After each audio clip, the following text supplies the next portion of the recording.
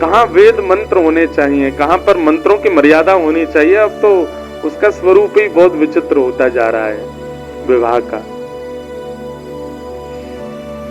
आपको पता आजकल ब्याहों में जिनका ब्याह होता है ना, वो कन्या और वर वे लोग भी पी लेते हैं। बाराती घराती तो ये लोग तो पीते थे, ऐसा सुनते थे, बारात में नहीं जाना भाई, उसमें सब लोग गलत काम। आजकल तो वो लोग भी पीते हैं जिनका ब्याह होता है, उसके बाद वो अग्नि के सामने बैठते हैं। कहां से आपका विवाह टिक पाएगा? कैसे आपके बालक श्रेष्ठ हो जाएंगे? मैं किसी को बद्दुआ नहीं दे रहा, ऐसा नहीं समझना। फिर आप चाहते हैं कि आपका संबंध, आपका वैवाहिक जीवन या आपका जो आगामी जीवन है वो बहुत शुद्ध हो। कैसे? प्रारंभ ही शुद्ध नहीं था, वो पूरा शुद्ध कैसे हो सकता है? किसी ना किसी को तो उसका पाप भोगना पड़ेगा। और क्षमा कीजिएगा, माता पिता के द्वारा किए गए इन पापों को कभी कभी बालक भोगते हैं या बालकों के संतानों को भोगना पड़ता है। इसलिए कम से कम भैया, यहां युवा बहुत बैठे हैं, मेरी प्रार्थना है कम से कम ये विशिष्ट समय है। वैसे तो करना ही नहीं चाहिए कुछ भी गलत, पर इनमें तो बिल्कुल ही नहीं करो जहां पर धर्म भी हो। तो प से पाप, फ से फल, ब से बंधन। तो जो आप विवाह करते हैं और विवाह के लिए जब धर्म का आचरण करते हैं, उसमें भी आपका धर्म गिना नहीं जाता, उसकी भी काउंटिंग नहीं होती। बालकों किनारे में बैठ जाओ, प फ ब और फिर आता है भ। भ से बनता है भय। भय से किया गया भजन, भय से किया गया धर्म, भय से की गई साधना, भय से किया गया नाम जप, वह भी आपका कभी काउंट नहीं होता। भय से नहीं। जैसे ही बस चलनी चालू हुई ऋषिकेश से, कभी बस में गए बद्रीनाथ? मैं गया हूं एक बार, छोटा था तब गए थे। जैसे ही बस चलनी शुरू होती है या गाड़ी चलनी शुरू होती है, ऋषिकेश से ऊपर जैसे ही पहुंचे, शिवपुरी पार हुआ, और जैसे ही महाराज टर्न आता है, भूत पिशाच निकट नहीं आवे, महावीर जब नाम सुनावे ना सरो करे सब पीरा जपत निरंतर ओम नमः शिवाय, ओम नमः शिवाय, ओम नमः शिवाय, ओम नमः शिवाय। हे गंगा भैया कृपा करना, एक भैया बस वाले भैया ने किनारे आके चला, भैया कहां ले जा रहे हो भैया? आपका यहां से लेकर के गंगोत्री तक, यमुनोत्री तक, जमुनोत्री तक, वो बद्रीनाथ केदारनाथ तक जो भय के कारण जो नाम निकलता है, वह भी कभी भजन में काउंट नहीं होता, क्योंकि वो भय के कारण। कहीं मुझे पाप ना लग जाए, कहीं किसी का गलत मेरे साथ ना हो जाए, मेरे से एक अपराध हो गया, उसकी पीड़ा, उसके कारण गंगा जी को प्रणाम कर। भय, भय यदि मूल में है, पांचों चीजें यदि आपके मूल में हैं और आप भजन कर रहे हो, तो फिर आपका भजन नहीं गिना जाएगा। पाप की निवृत्ति के लिए, फल की प्राप्ति के लिए, बंधन युक्त होने के लिए, भय मुक्त होने के लिए।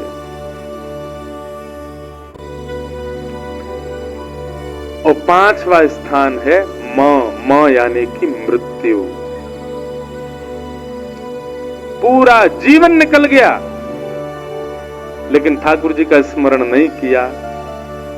जब लगने लगा कि अब हमारी मृत्यु पास आने वाली है, कान के ऊपर बाल सफेद होने लग गए, आंखन से, मैं कहा करता हूं, आंखों में पड़ेगा जाला, नाक से बहेगा नाला, लाठी से पड़ेगा पाला, जरा जिंदगानी। जैसे ही ऐसा जीवन होना प्रारंभ हुआ, अब महाराज कांपने लगी हैं, हड्डियां बिल्कुल साथ नहीं देती हैं, दांत मात कभी भी निकल के भागे, छींक आती, सबरे दांत निकल जाते हैं, आंखें बिना चश्मा के देखती नहीं है। ऐसी स्थिति हो गई है महाराज, 1-8 डिग्री टेम्परेचर कम होती, 2-2 रजाई लगानी पड़ती है ऊपर। रात में विक्स लगाओ माथे पे, नाक पे, गले में, छाती में, तब जाके तो नींद आ रही है।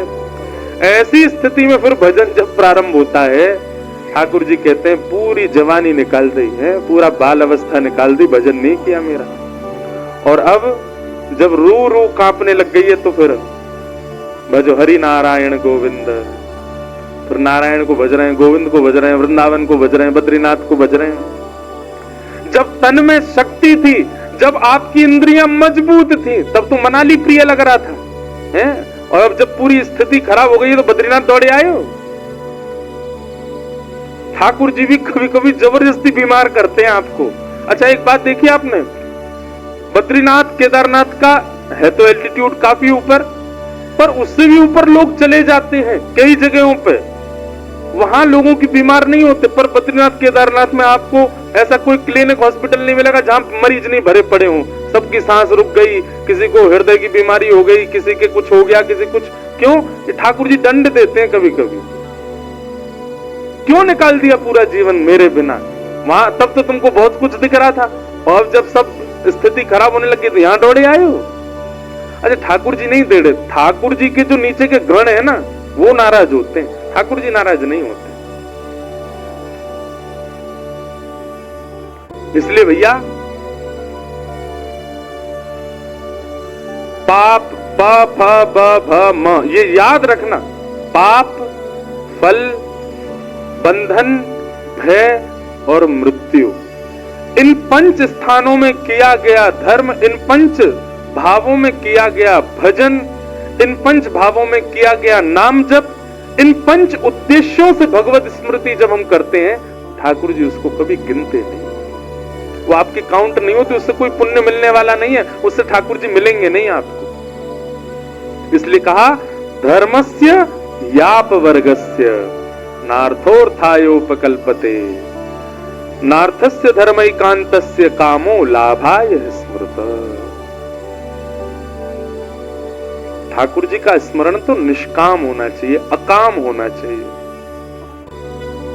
इन पापों को, इन 5 को उल्टा कर दो, और उसमें जब आप भक्ति करेंगे तो वो आपकी काउंट होगी। जैसे पुण्य के बाद अच्छा हुआ, कुछ पाप नहीं किया, तब भी भगवत स्मरण, आपका भजन गिना जाएगा। उस भजन से आपको भगवत प्राप्ति हो सकती है, श्री जी की कृपा आप पे हो सकती है। पाप, पाप का उल्टा निष्पाप, निष्पाप होकर के भजन करे तो ठाकुर जी गिनते हैं। दूसरा आता है फ, यानी कि फल। अब इसमें आता है निष्फल कामना से, बिना फल की कामना से, बस मुझे भजना है, मुझे इसका कोई फल नहीं चाहिए आपसे, मैं केवल आपको भज रहा हूं। आप सब लोग भी जानते हैं, तो व्यवहार की बात है। आपके घर पर कोई व्यक्ति केवल इसलिए आता क्योंकि उसका कोई काम आपसे बन रहा है, आपको वो व्यक्ति प्रिय नहीं होता, क्योंकि वो अपने कामना से आया, अपने काम बनवाने के लिए आपके पास आया। लेकिन किसी व्यक्ति का आपसे कोई काम नहीं बन रहा, वो फिर भी आपके, वही वास्तविक प्रेम माना जाता है। तो बिना फल के जब भगवत, आप वृंदावन क्यों गए? ऐसे ही गए, बस अपने प्रियालाल जी को देखने गए, अपने राधा वल्लभ को देखने गए, अपने राधा रमन जी को देखने गए, उनके दर्शन के बिना मन लग नहीं रहा। ऐसा भजन ये गिना जाता है। तो पाप यानी कि निष्पाप से भजन करो, फल यानी कि बिना फल की कामना के भजन करो। तीसरा आया बंधन। जरूरी नहीं है वो मिले तो ही हम भजन करें, नहीं मिले तो भी हम भजन करेंगे, तो भी हम ठाकुर जी के हैं। बंधन युक्त, बंधन मुक्त, इनसे कोई अभिप्राय नहीं है। मेरा जीवन चाहे जैसा हो, मैं आपको नहीं छोड़ सकता, मैं आपको भजूंगा। आप चाहे अनुकूल जीवन दीजिए, चाहे आप प्रतिकूल जीवन दीजिए, मैं आपका त्याग नहीं कर सकता। जैसे मीराबाई, जैसे कुंभनदास, जैसे कृष्णदास, जैसे कबीरदास, जैसे रैदास। रैदास जी के जीवन की एक बहुत सुंदर घटना आती है कि रैदास जी को एक बार स्नान करते हुए अपने पैर के नीचे कुछ अनुभव हुआ, तो आपने भीतर हाथ डाल करके पैर के नीचे जो अनुभव हुआ उसको निकाला, तो वो ठाकुर जी की प्रतिमा थी। रैदास जी बोले, ओहो, ठाकुर जी खुद ही आ गए अपनी सेवा कराने। रैदास जी उनकी सेवा करने लगे। अब सेवा ऐसी करते थे, रैदास जो थे वो श्रेष्ठ जाति के नहीं थे। बहुत स्पष्टता से सुनिएगा इस बात को बंधुओं, ठाकुर जी जाति नहीं देखते, ये मानवों का स्वभाव है देखने का। जात पात पूछे नहीं को, हरि को भजे सो हरि को हो। एक सनातनी व्यवस्था है उस व्यवस्था के अनुसार कर्म विभाजित हैं, पर किसी के प्रति हेय दृष्टि रखना, किसी की जन्म सिद्ध जात से उसको हेय मानना, उसको स्पर्श मानना, ये एक महापाप है। ठाकुर जी कभी विचार नहीं। एक कथा सुनाए, दो कथा हो गई एक साथ, सुनाते हैं। याद दिला देना, रैदास जी का चरित्र सुनाना, उससे पहले एक कथा और सुनाऊं। एक बार की बात है, उड़ीसा में पूज्य श्री मलुक वाले महाराज जी एक बार सुना रहे थे, उनसे सुनी थी कि उड़ीसा में जगन्नाथपुरी में लक्ष्मी जी भ्रमण कर रही थी, जगन्नाथ भगवान की पत्नी लक्ष्मी, और पूरी क्षेत्र में भ्रमण करते करते उन्होंने देखा कि मैं किस पर कृपा करूं। तो सबसे पहले लक्ष्मी जी गई अर्चकों के पास, जो जगन्नाथ जी को उठाते, सुलाते, खिलाते, नहलाते, भोजन प्रसाद कराते। बोले ये अर्चक हैं, पहले अर्चकों को देखें, इनके यहाँ किसी परिवार में अगर हमको कृपा करनी हो तो लक्ष्मी जी सब अर्चकों के घर में गई, देखा महाराज सूर्य उदय हो गया, ये तो अभी सो ही रहे हैं, ना आचार विचार शुद्ध, ना खान पान की शुद्धि। एक बात तो है बंधुओं, अत्यंत सामीप्य में दोष तो होता है।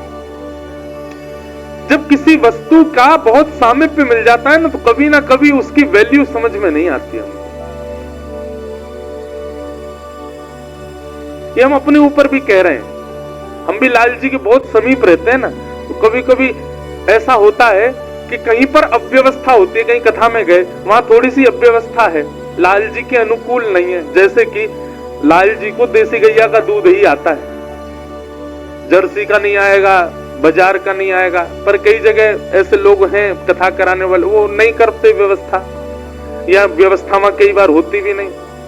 तो फिर लाल जी को हम कहते हैं, लाल जी अब यहाँ तो कछु दिना जो है काय, आप बिना दूध के रहो। जबकि होना क्या चाहिए, चाहे जो हो जाए, चाहे 20 किलोमीटर दूर से आए, लाल जी के लिए दूध आना चाहिए, बिना दूध के नहीं रहते वो। लेकिन हम ठाकुर जी को ऐसे कह देते हैं, कोई बात नहीं ठाकुर जी, यहाँ दूध नहीं मिल रहा, 7 दिन बाद कहीं और जाएंगे, वहां तो दूध आएगा आपके लिए। अब ये अत्यंत सामीप्य, इसलिए हम ठाकुर जी से निवेदन कर रहे हैं कि आप काम चला लो।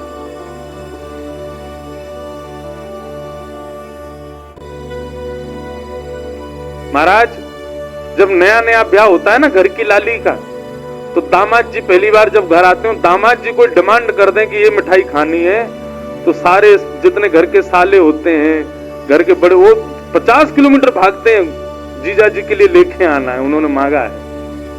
वही दामाद जी 10 साल बाद आके कुछ कहे, बोले अब जीजू रहने दो, क्या करोगे खाके।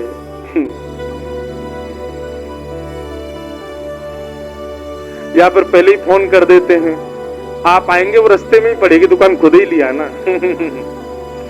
अत्यंत सामीप्य के बाद में कहीं ना कहीं हमारा भाव जो है वो धीरे धीरे घटने लग जाता है। कभी कभी मैं आपसे भी निवेदन करूं, ठाकुर जी से भी विरह मांगू, हे नाथ, कहीं मैं आपके बहुत समीप ना आ जाऊं, बहुत समीप आकर के कहीं मैं आपके प्रति मेरा भाव कम ना हो जाए। तो लक्ष्मी जी ने देखा महाराज सवेरे पुजारी, अर्चक, साधक लेट लेट तक सो रहे हैं, ना आचार विचार शुद्ध, ना खान पान की शुद्धि, ना वस्त्रादि धुले हुए, एक ही वस्त्र है, 5-5 दिन तक उन्हीं को पहनने हैं। लक्ष्मी जी बोली, ये मेरे रहने लायक स्थान नहीं है, इसको यहां नहीं आऊंगी मैं। और तभी लक्ष्मी जी ने आगे जाकर के देखा कि वह परिवार जिनको झाड़ू लगाने की सेवा थी, नाली आदि साफ करने की सेवा थी, जिनको मंदिर में प्रवेश तक नहीं करने दिया जाता, उनके घर में गोबर का चौका, सब ब्रह्म मुहूर्त में उठ गए हैं, तुलसी जी को जल दे रहे हैं, घर में बिल्कुल शुद्ध भोजन बन रहा है, आचार विचार की शुद्धि, हाथ स्वच्छ है, पैर बच, जन्म से उनकी जाति कहीं ऊंची नहीं है, लेकिन बाकी सब कुछ उनका स्वस्थ था, बिल्कुल शुद्ध था।